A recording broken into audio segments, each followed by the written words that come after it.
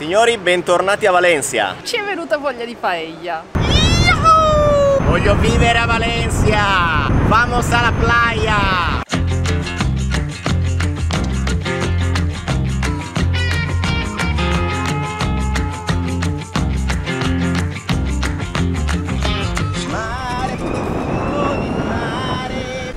Voilà. Arrivati. Raga, ma quanto è comodo il motorino che non sponsorizza questo video. Andiamo da Casa Carmela, super classicone qui a Valencia. Molti diranno che è turistico, ma un sacco di persone ci hanno detto che è molto buono. Quindi video turistico sulle paelle, perché non posso fare un video turistico io? E mo' vi faccio vedere una cosa turistica, però buona. Siamo stati messi in guardia, perché non tutte le paelle di Valencia sono buone. Anzi, se venite qui e non vi informate bene, rischiate di prendere un bel palo in faccia. Franci, vogliamo prenderci un palo in faccia oggi o mangiare qualcosa di buono? Dobbiamo mangiare qualcosa di buono. Abbiamo scelto in advance la paella di pesce. In realtà ho scoperto che volevo anche quella tradizionale, quindi vediamo se ce la fanno. Magari farcela ce la fanno, sei tu che non ce la fai a finirla, perché secondo me arriva una porzioncina non indifferente. Wow. Wow, meraviglioso. No tiene mala pinta. Me voy a quedar un minutito, si limpio la langosta, ¿vale? Ok. Slow down, mama, why you talk so mean? Good Lord, Nashville, it ain't what it seems. Got nice clothes, late night shows, boogie down at the bar, fiddle tunes and homemade booze, but it always goes too far. Abbiamo ordinato una paella con l'aragosta e una paella valenziana tradizionale. Ci siamo fatti arrivare prima la paella con l'aragosta, dopo arriverà l'altra. È un po' un'eccezione perché di solito non portano due paelle al tavolo, ma per voi ragazzi abbiamo rotto le scatole. Sono curiosa di vedere la crosticina. Buona. Giunta in maniera importante, ragazzi. Buona. Detto che io, ragazzi, me la mangerei direttamente dalla padella. Io me la mangio direttamente dalla padella, perché me la devo mettere nel piatto. Ce la mangiamo direttamente dalla padella. È la cosa più bella che ho visto da quando siamo arrivati a Valencia. È buona perché il riso è bruciacchiato, è fatta talmente bene che sembra quasi di essere a Valencia. Ci spiegavano che è molto fine, molto sottile, quindi non vi aspettate 2 centimetri di riso, ed è questo la condizione che permette di bruciacchiare il riso sul fondo della padella e di dare quel buon sapore di cui vi stiamo parlando. Il pesce ha una qualità eccezionale, da vedere il piatto è stupendo, non vedo l'ora che ci arrivi anche l'altro per vedere la differenza. Allora, questa è la linea di confine. Ho capito, ma ti sei segnato la linea di confine? Io qua praticamente ho finito tutto. Ma perché te lo sei mangiato tutto, scusa? La cosa più buona, ragazzi, è grattare i bordi della padella per portarvi a casa i chicchi bruciacchiati e crosticinosi. Ecco, qui grattare le padelle con la forchetta si può fare. Missione piuttosto compiuta. Buona la prima. E qui è dove avviene la magia. Non avevo mai visto tante paelle cuocere tutte insieme. Shoot and pull, crack a jack, take off now, don't look back, but hey, don't you wanna play?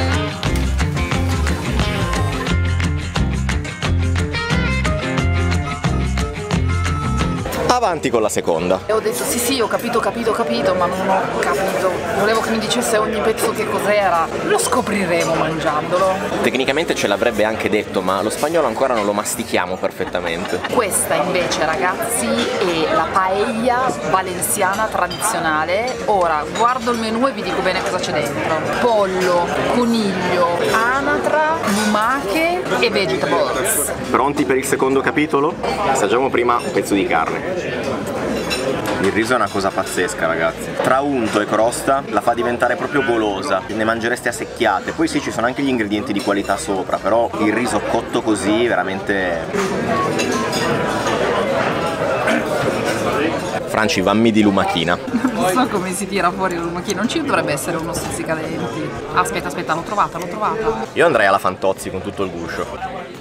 Eccola! In realtà non avete visto, ma ha cambiato lumaca perché con la prima ha rinunciato. Creiamo questa linea Maginot dove quello che è mio e quello che tu è mio. Se ti avvicini alla mia metà sparo a vista. Paella spettacolo. Abbiamo speso 129 euro. Come funziona qua? Potete ordinare soltanto una paella in 2 persone, non come abbiamo fatto noi che gli abbiamo incasinato la vita, quindi questo sappiatelo, e dovete spendere minimo 40 euro. Detto questo, Casa Carmela, turistico o non turistico, non ce ne frega niente, la paella qua spacca. Ci siamo fatti fare la doggy bag perché la seconda paella effettivamente era un po' tantina. Ma corcacchio che gliela lascio qua sul tavolo. Anche perché ora si va a mangiare in un altro posto. Bene, smaltiamo la nostra paella in questo parchetto molto caratteristico di Valencia. E niente raga, alla fine ho dovuto portare Franci a fare il giro su Gulliver.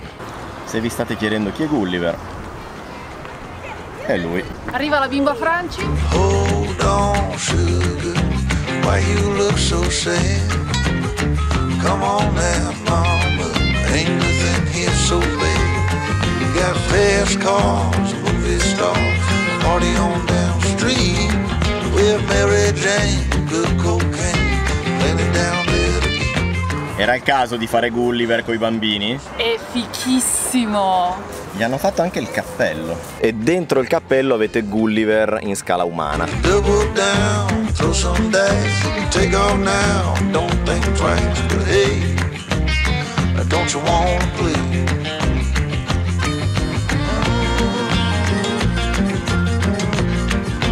Baby, come on.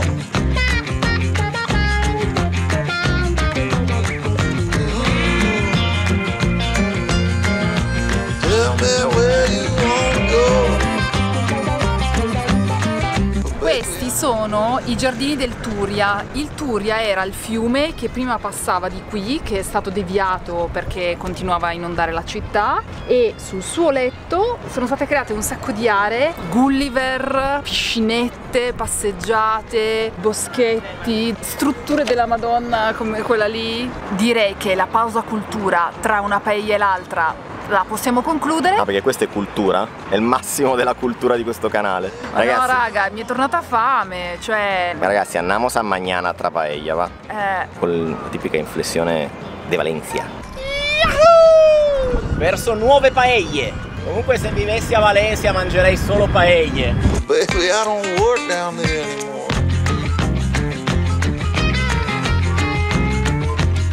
No, I don't. Seconda tappa del nostro giro di paelle. Col fiatone perché abbiamo dovuto correre perché avevamo paura che non ci tenessero la prenotazione. Questo posto si chiama La Voe, a Ros i Mar.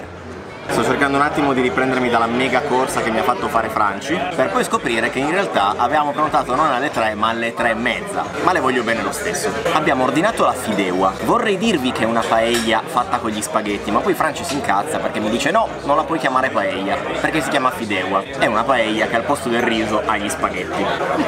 Come ammazzare millenni di tradizione con descrizioni approssimative, che d'altro canto caratterizzano il nostro canale in lungo e in largo. Fa parte della nostra cifra stilistica. Come il fuorifuoco. Come ero fuori fuoco? No, non eri fuori fuoco, ma peccato. se vuoi ti metto fuori fuoco. C'è da segnalare che questo posto sembra un pochino più pettinato di quello precedente. Siamo nettamente i peggio vestiti e credo anche gli unici turisti, ma l'importante è che la paella poi sia buona. Non è una paella. Non è una paella.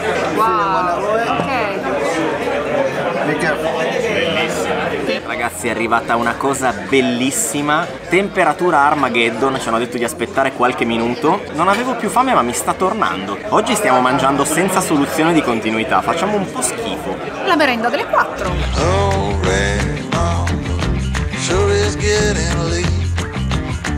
Come on now, mama, don't you hesitate. Grab my hand, where we land. I got the champagne. We can knock it back, get on track, jump on, grab this thing.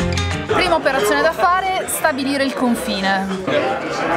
Sì, abbastanza giusto. Stava già per scattare la rissa. Guardate la crosticina. Era proprio quello che volevamo. Io voglio subito un termine di paragone con quella classica. È molto simile, è ovvio che uno è riso e l'altro è pasta. Però vale la pena anche questa. Avevo capito, Franci non si sbilancia, ci devo pensare io. Che bomba, raga. Per farvi capire a cosa può assomigliare un piatto del genere, gli spaghetti sono bruciati un po' come si fa con gli spaghetti all'assassina, per intenderci. Ovviamente qui non avete il pomodoro, quindi non avete quel gusto lì, però avete la stessa consistenza in bocca di quando cucinate gli spaghetti all'assassina, che sono bruciacchiati, unti, quasi fritti, davvero davvero buona. Senza nulla togliere alla paella tradizionale, che comunque io vi consiglio caldamente di venire a provare se venite qui a Valencia, Valencia, fate un tentativo anche con la fideuà, perché è una cosa che probabilmente in pochi di voi hanno provato e secondo me non è solo un esercizio, è proprio buona. È molto saporita, come la paella che abbiamo mangiato poco fa, però secondo me è un po' più delicata. Le do mezzo punticino in più. Bene, allora siamo tornati nel caldo torrido di Valencia, molto soddisfatti di questo posto. Abbiamo speso 77 euro per la fideuà che avete visto. Che dire, potremmo farvi vedere molte altre paelle, ma anche no, giusto Franci? Siamo pigri, questo video finisce qua, poi voi penso avrete altro da fare in giornata. Ci vediamo al prossimo video da qualche parte nel mondo, chi lo sa. Devo fare io la parte tua? Sì, fai tu la parte di Ricordatevi di Franci. fare like, condividere, accendere la campanella, iscrivervi. Era uno scherzone.